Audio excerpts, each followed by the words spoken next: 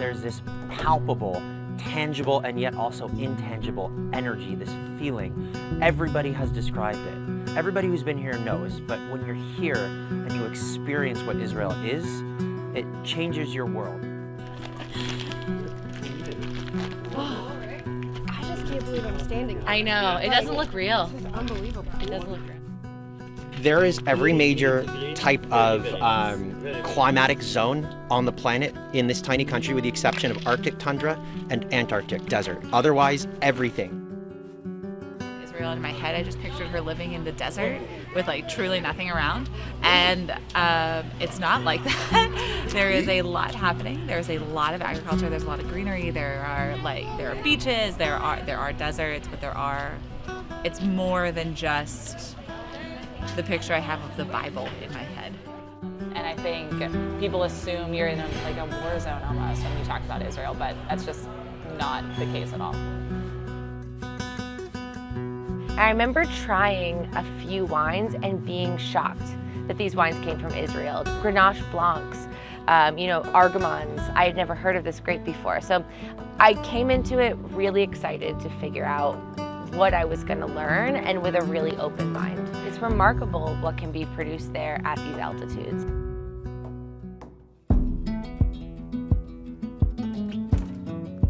Misconceptions, we've done a lot of talking about those prior, but you really don't understand how wrong you can be until you see it with your own two eyes. The place here called Psagot, it's 900 meters above sea level. It's quite high for Israel. On their property, they found a cave with an ancient winemaking press, a 2,500-year-old cave.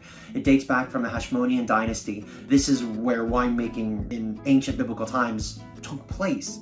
In ancient days, wine was maybe the most important thing. Do you know why? It's safer than water. Great. Listen, I have so many groups. First time somebody knows. It's exactly like that. In Judaism, wine is part of the religion. People will ask you, what's going on here? Why? I never heard about Israel. Why Israel? You told them. Israel used to be the empire of wine. He smiled. You drive through it for 6 straight days, right? And you're like, wow, this really is a special place. It really is radically different in a matter of minutes or hours. I don't know if you realized it, but there are so many sub-regions. We went from the soil was white, it was the limestone, right? And then we went to where we planted, it's terra rossa, right? And then there are other soils that you literally were planting in stone. There's no soil.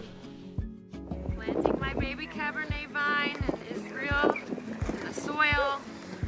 Hopefully it brings us some life. We're in Amichai's kitchen. Amichai is preparing for us one of the best meals we'll have while we're here. For Israel, it's very, very important you come and you taste the wine, because one of the problems we have in Israeli wine, it's Israel. And with Israel, there's the K word, there's the kosher word, and there's the P word, which is politics or Palestinian. Up to a few years ago, we said Israeli wines don't age. Israeli wines, 12 to 15 years maximum. How wrong we've proven to be, and you can see it here. So when I was invited on this trip, of course I had high expectations. I mean, you're invited to spend a week in Israel tasting wine with some of the top professionals in America. What I didn't expect necessarily was how much the wine industry would have changed since I was here last in 2012. Israel is new to many people, and Israel is still evolving. With the help of you guys, maybe slowly we can show the world what we can do here.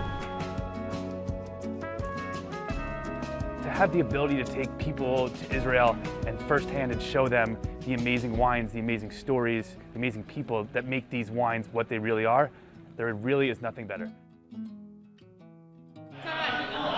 The coolest thing about this winery, Vitkin, is that this Hebrew right here is from the Dead Sea Scrolls that they found north of Sea of Galilee. I want to spend so much time here. I feel like I've spent a month here, but I've only spent a week, and I feel like there's so much more to explore, so many exciting things going on. And when we hear about Israel, I think we only get small snippets. I think everyone needs to come to Israel and see it for themselves. That when we bring people here and when we do these classes, it's the message that they help us pass on. It's going to take an army. It's literally going to take an army to educate and show people that this is cool stuff, man. They got good stuff going on over there.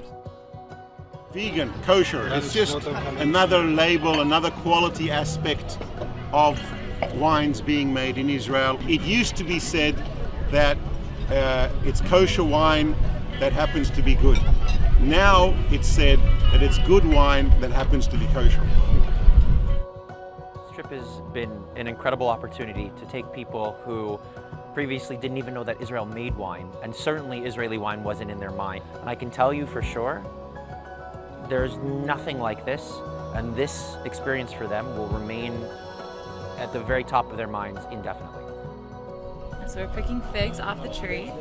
They're these little soft guys that like have milk coming out of them. Just some fresh pressed rosé of Grenache. This was harvested this morning. It just came out of the press. It's still grape juice, but oh my God, it is the best grape juice you will ever have. Delicious.